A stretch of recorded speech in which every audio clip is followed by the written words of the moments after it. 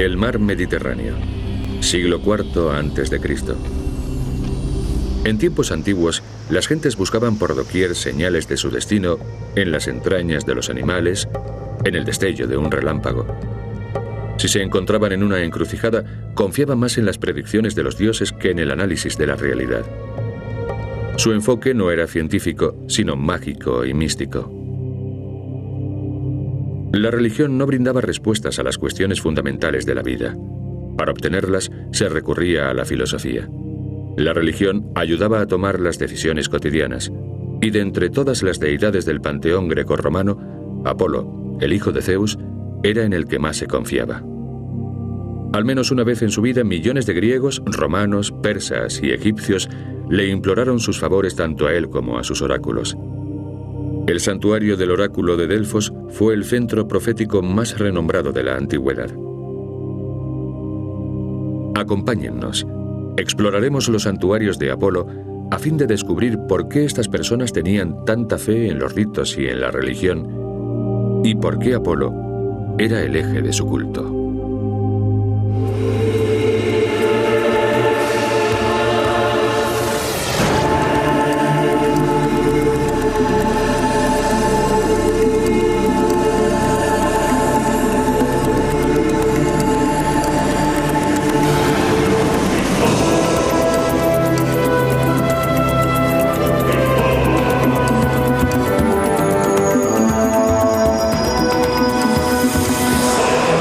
Secretos de la arqueología.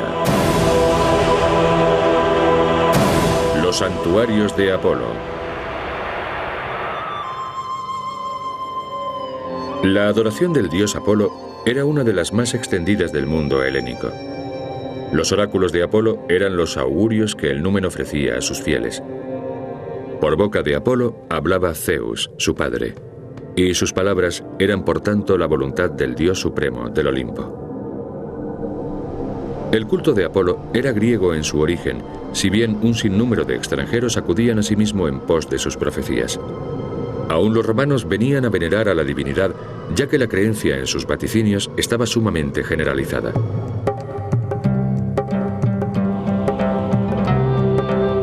El fervor por Apolo alcanzó su cenit en Grecia en el siglo IV a.C. Por todas partes se alzaban templos bajo la advocación de la deidad. Tres de los mayores y principales santuarios que por una y otra razón habían cobrado celebridad eran el santuario de la isla de Delos, en las Cícladas, el de Delfos, en la Fócida, y el templo de Dídima, en la ciudad de Mileto, en Jonia, un territorio de la actual Turquía. Amén de ser el numen de la adivinación, Apolo era también el dios de la luz y de las artes, de la música especialmente. Frecuentemente se organizaban importantes festivales musicales en sus templos. El oráculo de la isla de Delos cobró tal prominencia que conquistó una posición destacadísima en la historia. Según un edicto ateniense del siglo V a.C., estaba prohibido nacer y morir en la isla. Eso no significa que Delos fuese una isla desierta, ya que la ciudad contaba con magníficas calles porticadas. Y a juzgar por estos restos, aquí trabajaba, comerciaba y vivía gente. Siendo así, ¿cómo es posible que el nacimiento y la muerte estuvieran prohibidos en un lugar tan activo como Delos?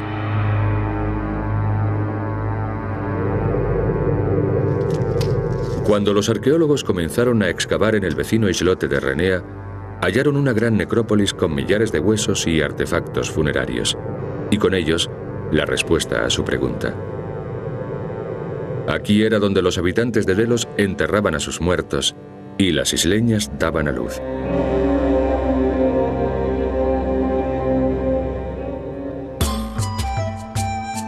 Nadie podía nacer ni morir en Delos porque la ínsula se consideraba sagrada. Aquí era donde, según la leyenda, había nacido Apolo. Hoy ya no pervive gran cosa del templo de Apolo, pero cuando se edificó tenía una planta de 30 por 14 metros. Frente a él se alzaba una monumental estatua del dios de 8 metros de altura, más elevada que el propio santuario. Tanto campesinos como reyes se presentaban ante Apolo buscando averiguar qué les deparaba la vida, una cosecha o una guerra inminente.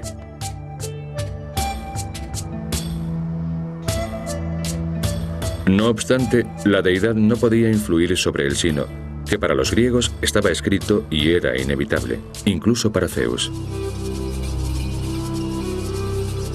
Cada 4 años se organizaban festivales de homenaje a Apolo en torno al santuario, los Delia, en los que se celebraban competiciones atléticas y carreras de caballos. Posiblemente, durante los Delia se convocaban asimismo certámenes musicales en los que debían de participar numerosos bardos griegos. En Delos podías estudiar con los veteranos músicos consagrados a Apolo. Podías aprender a tañer la lira, la métrica de los versos y también a componer melodías y a adaptarlas al ritmo de la poesía. Y si así lo deseabas, tenías la oportunidad de medir tu talento con el de los grandes vencedores de los concursos de canto de Delos. En otra zona del santuario, los arqueólogos hallaron un suelo cóncavo, bordeado por un corredor elevado y rodeado por los muros de un templo anormalmente alargado y angosto. Cuando desenterraron este sin par monumento, lo bautizaron con el nombre de Templo de los Toros, a causa de las singulares metopas que lo adornaban. No obstante, su función continuó siendo un misterio para ellos. La forma cóncava del suelo y la longitud de la planta indujo a los especialistas a pensar que el edificio se había erigido a fin de albergar un gran trofeo, un barco, un trireme de 50 metros de eslora. Los arqueólogos llegaron a esta conclusión porque durante mucho tiempo Delos había sido la sede de la llamada Liga de Delos, una pujante alianza naval compuesta por las más preeminentes ciudades griegas. Además, la concavidad de la superficie podría acoger perfectamente la quilla de un barco.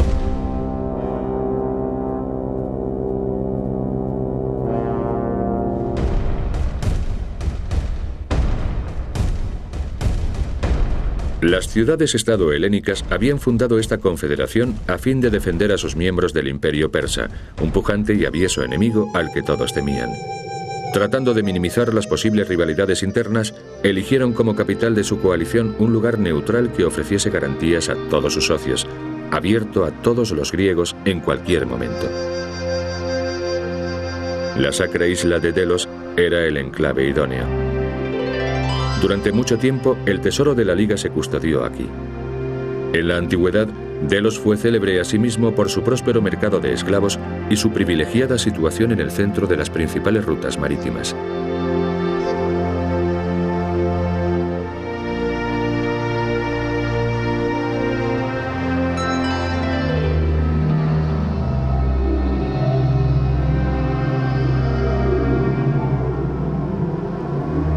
Pese a tratarse de una de las islas más reducidas de las Cícladas, e inicialmente solo conocida por el culto a la divinidad, Delos llegó a convertirse en un lugar de capital importancia para el mundo occidental. En la región oriental del mar Egeo, los arqueólogos que excavaban en las proximidades del santuario de Dídima, en Jonia, hoy parte de Turquía, hallaron los restos de 2 templos distintos. Mientras que uno de ellos era imponente y en su mayor parte aún se mantenía en pie, del segundo no se conservaban sino los cimientos y estaba orientado 30 grados más al norte que el primero. Las fuentes históricas brindaron a los arqueólogos información sobre el porqué.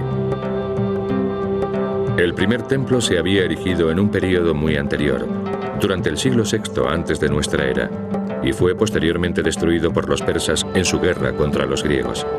Alejandro Magno, rey de Macedonia y el primer soberano llamado Magno, el Grande, reconquistó la vecina ciudad de Mileto e hizo levantar un santuario dedicado a Apolo en el mismo lugar.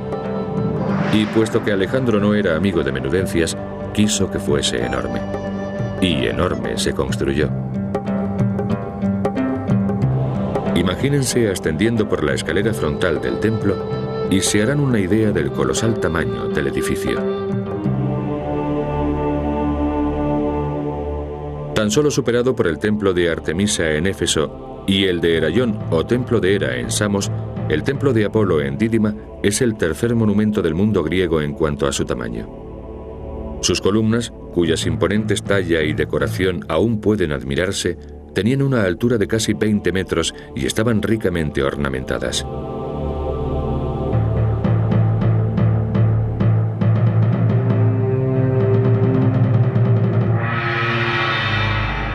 La columnata erigida al final de la escalera presentaba 3 accesos, 2 pequeños en los laterales y uno mayor en el centro que siempre se encontraba abierto. Y aunque era la entrada más tentadora, su uso estaba prohibido.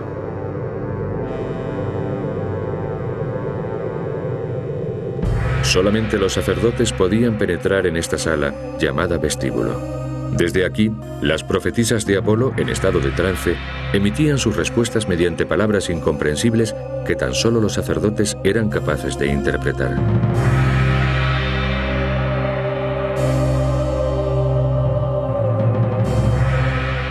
El común de los devotos solo podía acceder al recinto por las 2 pequeñas puertas laterales a fin de contemplar el resto del santuario. Ambas conducían al mismo lugar.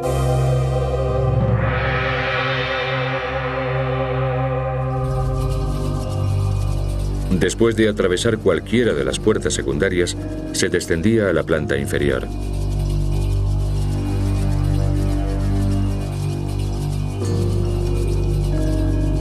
Al final de un largo corredor, alcanzabas por fin la zona principal del santuario de Dídima.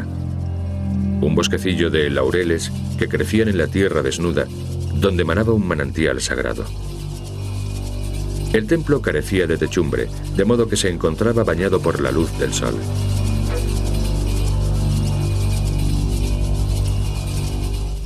Al fondo había un edículo llamado Naiskos en griego que albergaba la estatua de Apolo.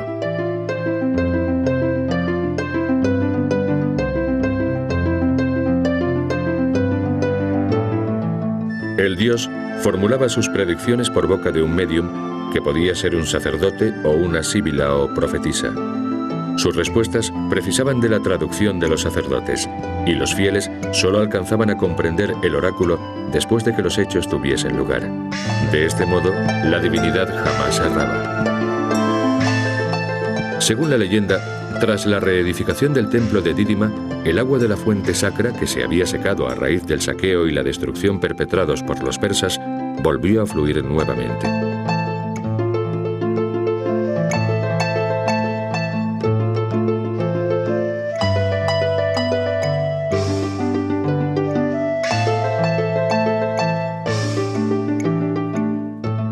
El manantial sagrado y el bosquecillo de laureles explicaban perfectamente la singular arquitectura del colosal monumento, carente de cubierta en su mayor parte y edificado en 2 alturas con 2 escaleras, una de subida y otra de bajada.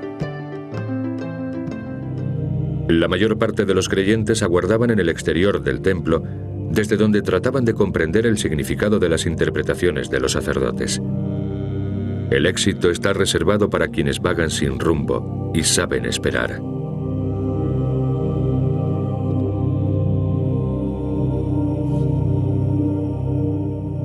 Sabiendo esto, los adoradores de Apolo podían partir por la vía sacra con la confianza de que, tras escuchar las palabras de Apolo, no podían equivocarse. Sus oráculos les daban valor y seguridad, afianzándose así la confianza en su propia fuerza. A lo largo de la vía sacra que conducía al santuario, podían encontrarse músicos que, inspirados por la naturaleza espiritual del paraje, tocaban la lira y recitaban poemas.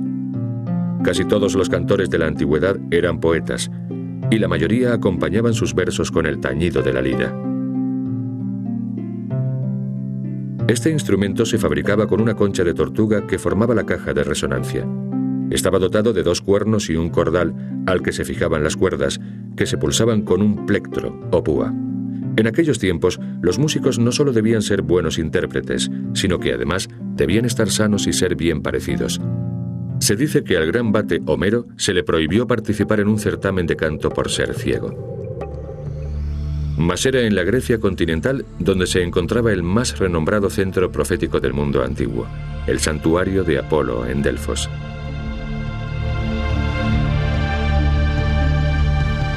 En el transcurso de las primeras excavaciones los arqueólogos que trabajaban en los estratos más profundos tan solo desenterraron estatuas votivas con atuendo femenino.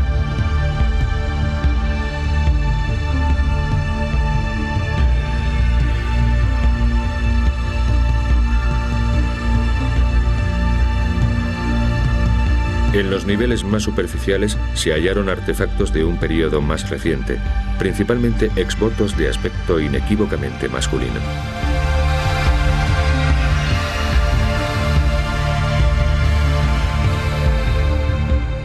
¿A qué se debía tan grandísima diferencia? Una vez más, la leyenda proporcionó a los especialistas la clave para interpretar tal circunstancia. Al parecer, Gea, la diosa de la tierra, fue objeto de veneración en Delfos en una época más temprana, y una monstruosa serpiente, Pitón, custodiaba su santuario. Según la mitología, en un momento dado, Apolo se cansó de la pequeña isla de Delos, donde había nacido, y viajó a la Grecia continental en busca de un lugar apropiado para erigir un templo acorde con su rango. Al arribar a Delfos, decidió levantar allí su santuario, pero antes debía vencer a Pitón, su guardiana. Apolo la mató con sus flechas, y precisamente de esta hazaña se deriva su apelativo Pitio.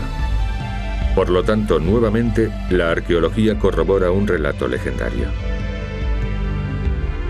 Las estatuas votivas ofrendadas a Gea, de mayor antigüedad, demuestran la existencia de un templo dedicado a ella, mientras que los exvotos ofrecidos a Apolo son prueba de un cambio de advocación acaecido en un periodo posterior, lo cual explica que se hallen más próximos a la superficie.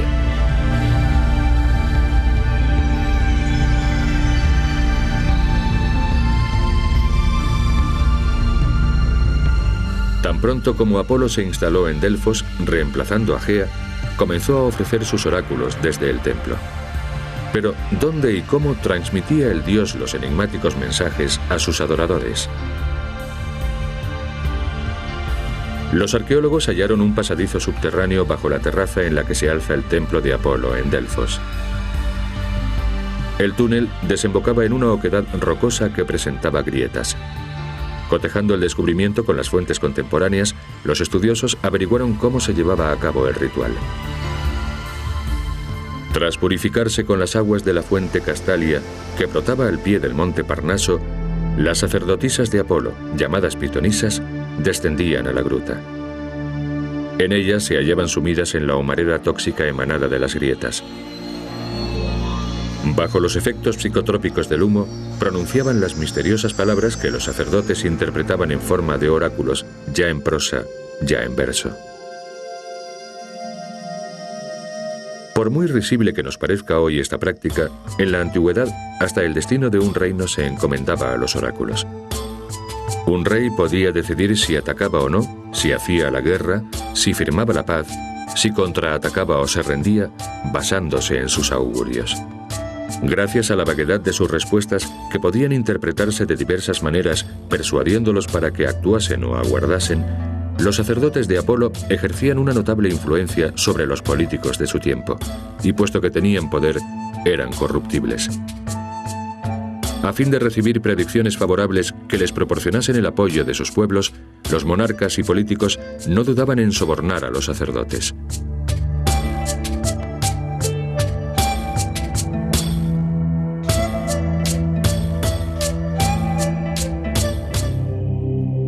Los antiguos griegos creían en la inevitabilidad del destino, así que en ocasiones solicitaban al oráculo la confirmación de alguna profecía obtenida en algún otro lugar.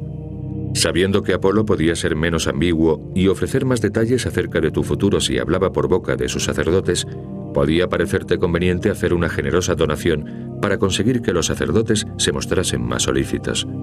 El oráculo no se ocupaba de la cura de almas ni de preparar a los mortales para la vida de ultratumba, sino que se limitaba a brindar unos pronósticos capaces de traducirse en auténticas ventajas para la vida cotidiana. Si ofrecías a Apolo un animal de gran tamaño, el numen podía augurarte, por ejemplo, una brillante carrera musical. La antigua vía sacra que conduce al santuario, hoy atestada de turistas ansiosos por admirar el yacimiento arqueológico, en la antigüedad se encontraba jalonada de estatuas y templetes.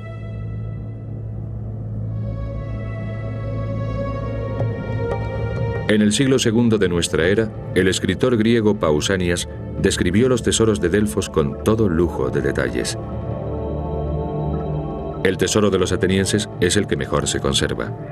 Sin embargo, había muchos más, todos ellos compuestos por valiosas obras de arte, la mayor parte de las cuales fueron expoliadas a lo largo de los siglos y jamás volvieron a recuperarse. Mas Delfos jamás deja de asombrarnos. Aquí se han desenterrado exvotos de oro, bronce y marfil, y una magnífica esfinge, quizá la escultura más bella de la ciudad. De estos soberbios objetos, sin embargo, no hay mención alguna en la minuciosa obra de Pausanias titulada Periégesis de Grecia, Guía de Grecia.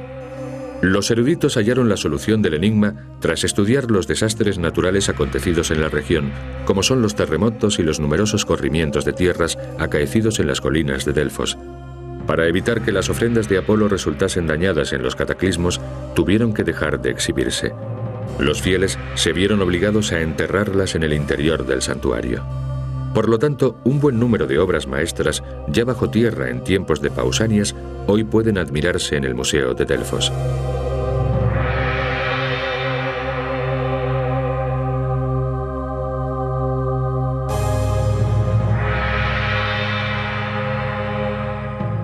Otra hermosa construcción de la que no habla Pausanias es esta Tholos, un espléndido edificio de planta circular. El monumento tenía 9 metros de diámetro y 7 de altura. No era colosal. No obstante, con sus 20 columnas interiores y sus 10 exteriores, era un buen ejemplo de la tendencia griega a la búsqueda de la perfección formal. La Tholos era una edificación poco común en la Grecia clásica, y la de Delfos se contaba entre las mejores en su género. Para los devotos, su concepción del poder y la majestad de los dioses se hallaba representada en la belleza de este edificio.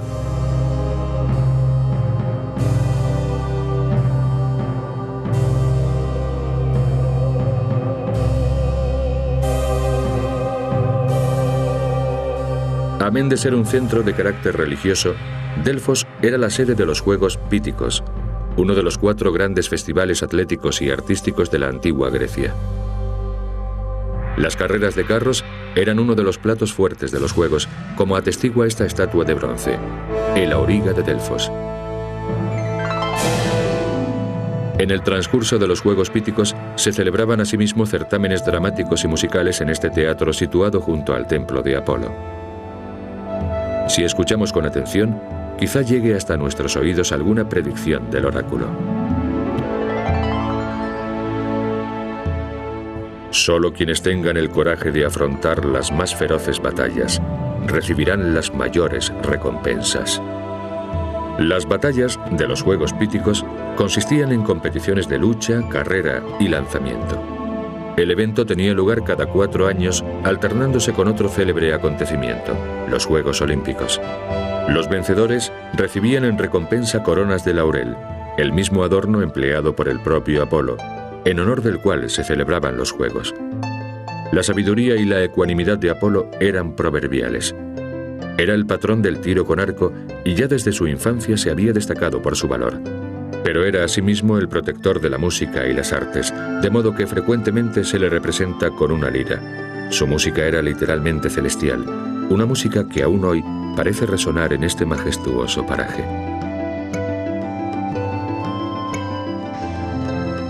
Conforme a la mitología, Zeus, el padre de Apolo, soltó sendas águilas desde los 2 confines de la tierra a fin de descubrir el centro exacto del mundo. Se encontraron en Delfos. Para los griegos, este era el eje de la tierra, el centro de su mundo. Y Apolo era la divinidad fulgurante, el dios de la luz y la verdad, el canon de la belleza masculina que encarnaba sus valores más apreciados y que podía guiarlos a través de sus vidas. Era Apolo a quien los griegos confiaban su futuro.